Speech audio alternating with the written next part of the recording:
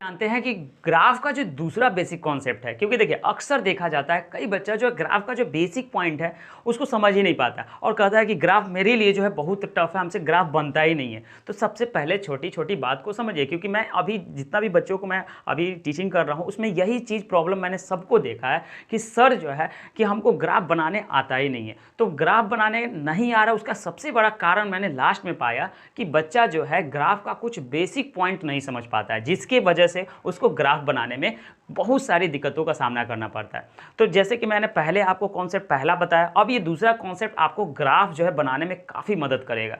कैसे मैं आपको सिखाने जा रहा हूँ, क्योंकि अक्सर बच्चा जब ग्राफ बना लेता है तब वो कहता है कि इस ग्राफ में जो है एक दूसरे को यानी एक्स और जो वाई हैं उसके जो रेखा एक दूसरे को प्रतिच्छेद कर रही हैं। बिना ग्राफ बनाए ही हम पता कर सकते हैं कि ग्राफ हमारा एक दूसरे को प्रतिच्छेद करेगा या एक दूसरे के पैरेलल होगा या एक दूसरे के समानांतर होगा। ये सबको कुछ मत कीजिए, बस वीडियो में देखिए और ये कॉन्सेप्ट को बस अच्छे से समझिएगा। देखिए कुछ कॉन्सेप्ट मैं आपको बिना पेन लगा ही आप क्या कर सकते हैं, ग्राफ को देखकर यानी ग्राफ के क्वेश्चन को देखकर पता कर लेंगे कि वो ग्राफ प्रतिच्छेद होगा या संपाती होगा या एक दूसरे के समानांतर होगा। कैसे होगा वो मेरे ऊपर छोड़ दीजिए, बस आप ध्यान से देखते रहिए। जैसा कि पहला पॉइंट आप देख रहे हैं, पहला पॉइंट में क्या है बच्चों कि a/d और b/e का मान एक दूसरे के बराबर नहीं होगा। ध्यान देखिए, अब कहेंगे ये a/d और b/e कहाँ से इसमें घुसा दे रहा है, तो उसको भी टेंशन नहीं लीजिए, एक एग्जाम्पल के तौर पे समझिए। ये तो मैं कुछ एग्जाम्पल आपको दिया हूँ, करवा देता हूँ ताकि आपका क्लियर हो जाएगा। अब मान लीजिए इसी एग्जाम्पल में हमें समझना है कि ए कौन सा है, बी कौन है, सी कौन है। ये तो दिमाग में चलता होगा, क्योंकि मान लीजिए मैं आपको बता दिया इसी तरह, फिर बाद में आप कन्फ्यूजन होंगे कि ए किसको मानेंगे, बी किसको मांगे। तो हर कन्फ्यूजन को मैं एक कॉपी में नोट कर लिया, उस सारा कन्फ्यूजन मैं समझ रहा हूँ कि आपको होने वाला है, तो उस आपको होने से पहले मैं समझ जा रहा हूँ, तो बस वीडियो में देखिएगा। इसमें क्या होगा, ए का मान किस कहाँ होगा, डी का कहाँ होगा, बी का कहाँ होगा, तो ई का कहाँ होगा, ये सब तो दिक्कत होगा। इसी तरह सी और एफ कहाँ होगा। तो जब भी आपको इक्वेशन आएगा तो आपके सामने दो इक्वेशन दिया रहेगा, वो कुछ इस प्रकार के होंगे। तो जब इस प्रकार के होंगे तो जो एक्स के साथ जुड़ा होगा जो अंक, उसको हम लोग बोलेंगे ए, यानी ए इसको मान लीजिएगा। और जो वाई के साथ होगा इसको बी मान लीजिएगा, और जो एक्स और वाई किसी के साथ ना हो उसको सी मान लीजिएगा।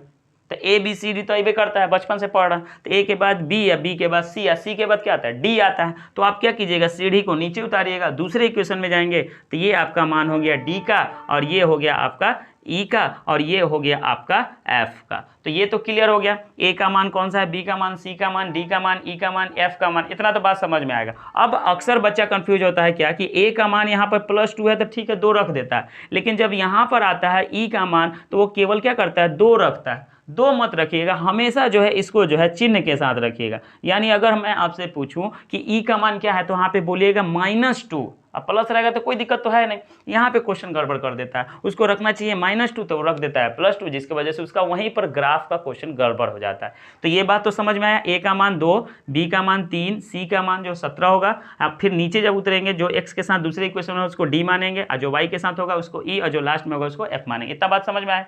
अब इसमें कुछ कॉन्सेप्ट है। कॉन्सेप्ट क्या है कि अगर a/d और b/e का मान बराबर न हो, a/d और b, देखिए a/d और b/e का मान अगर बराबर नहीं होगा तो उस इक्वेशन का जो हल होगा वो केवल एक हल होंगे। देख लीजिए ध्यान से, केवल एक हल होंगे। कैसे होंगे मैं भी दिखाऊंगा।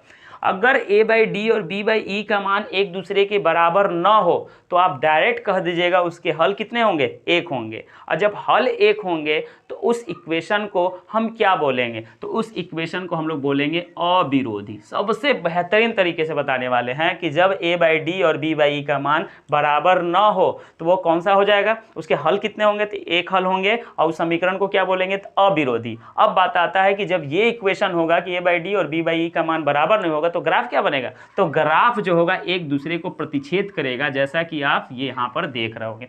जब भी आप x का मान और y का मान आगे बढ़ाएंगे तो ग्राफ एक दूसरे को क्या करेगा, प्रतिच्छेद करेगा। यानी हम यहाँ पर पहुंचे कि अगर a/d और b/e का मान बराबर नहीं होंगे तो हलों की संख्या कितनी होगी, 1 होगी, और उस समीकरण को क्या बोलेंगे, अविरोधी। उससे जो ग्राफ बनेगा वो कैसा बनेगा, प्रतिच्छेदी। प्रतिच्छेदी का मतलब जब x और y अक्ष एक दूसरे को क्या करता है, काटता है, उसी को बोलते हैं हम लोग प्रतिच्छेदी। ये बात समझ में आया। ये जो मैं 3 को क्वेश्चन आपके सामने लाया हूँ, इस क्वेश्चन से और आपका जो है कॉन्सेप्ट क्लियर होगा।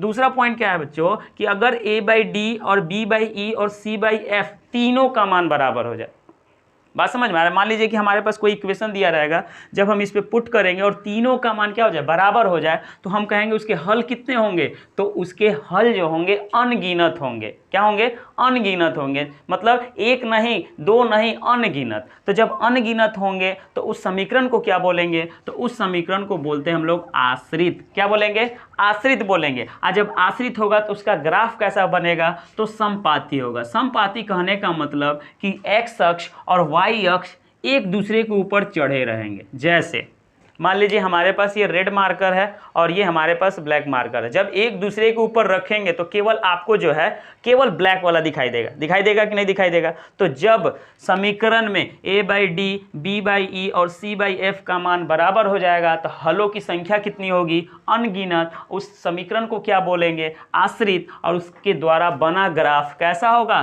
तो समपाती होगा। समपाती का मतलब कि x और y एक दूसरे के ऊपर होंगे। बात समझ में आ रही है। तीसरा पॉइंट समझते हैं। तीसरा पॉइंट में कह रहा है बच्चों कि जब a/d, b/e का तो मान बराबर हो जाए लेकिन c/f का मान बराबर न हो। जैसे कि मान लीजिए इसका मान बराबर, देखिए a/d और b/e का तो मान बराबर हो जाए लेकिन c/f का मान बराबर न हो। तो जब इस कंडीशन को आपको जब क्वेश्चन मिलेगा तो आप उस समीकरण में कोई भी हल नहीं निकलेगा। जब तीन, देखिए दो जब बराबर हो जाए और c/f बराबर न हो तो उसके हल कितने होंगे, कोई हल नहीं निकलेगा। तो उस समीकरण को हम लोग बोलेंगे विरोधी। और जब वो समीकरण के कोई हल नहीं होगा तो वो कैसा बनेगा, एक दूसरे के समानांतर। कैसा बनेगा, एक दूसरे के समानांतर, जैसा कि आप ये फिगर में देख सकते हैं। क्लियर है। अब आइए जो मैं एग्जाम्पल के माध्यम से आपको समझा देता हूं कि पहला विरोधी होगा कि अविरोधी होगा कि आश्रित होगा। तो पहले देखिए एग्जाम्पल को बहुत बढ़िया से समझिए। देखिए यहाँ a का मान क्या है, a का मान ये है, तो हम क्या करेंगे, पहले इस पे हम बैठा देते हैं। तो a का मान हमारे पास देखिए 2 है, बट्टा देखिए d है, तो देखिए इसमें d का मान कौन सा है, तो देखिए a b c d ये है, तो d का मान यहाँ रख दीजिए। और देखिए नॉट इक्वल कर दीजिए। अगर बराबर होगा तो हम दूसरे में आ जाएंगे, अगर बराबर नहीं होगा तो पहले में आ जाएंगे। देखिए अब b का मान देखिए क्या है, 3 है। और ई का मान देखिए, ई का मान मैंने पहले बताया हमेशा जो चिन्ह के साथ रखिएगा। तो देखिए ये, अब ई बताइए कि यहाँ पर देखिए 2/3 है और यहाँ 3/2 है। तो क्या ये दोनों एक दूसरे के बराबर है, बराबर नहीं है। तो जब बराबर नहीं होगा तो इसी इक्वेशन में तो होगा। ये कंडीशन किसको फॉलो कर रहा है, ये वाले को। और जब ये वाले को फॉलो करेगा तो वो समीकरण में हल कितने होंगे,